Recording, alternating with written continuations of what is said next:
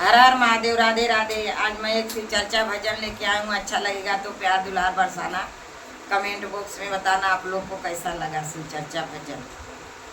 एक दिन हमारा घर आयवत हो बाबा डमरुआ वाला। एक दिन हमारा घर आयवत हो बाबा डमरुआ वाला।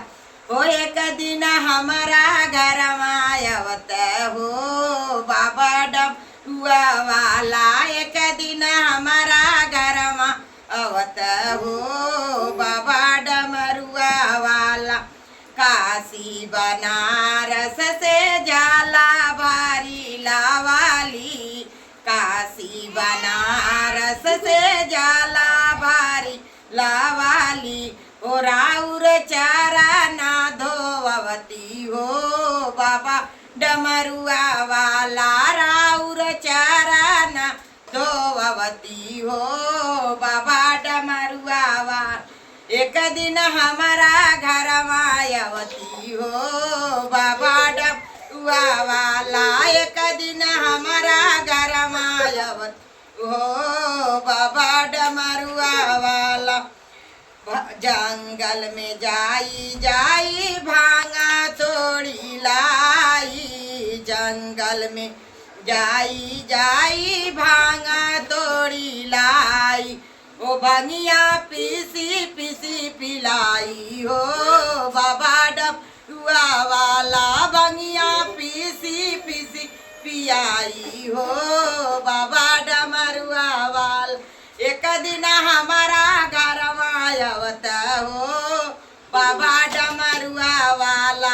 एक दिन हमारा घर आयवत हो बाबा डमरुआ वाला। ओ एक दिन हमारा घर आयवत हो बाबा डमरुआ वाला। हटिया बाजारे जाई मिसिरी लिया वाती। हाटे बाजारे जाई मिसिरी लियावती। ओ भोगवा चुनी चुनी लगावती हो बाबा डमरुआ वाला। भोगवा चुनी चुनी लगावती हो बाबा डमरुआ वाला। एक दिन हमारा घर आयवते हो बाबा डमरुआ वाला।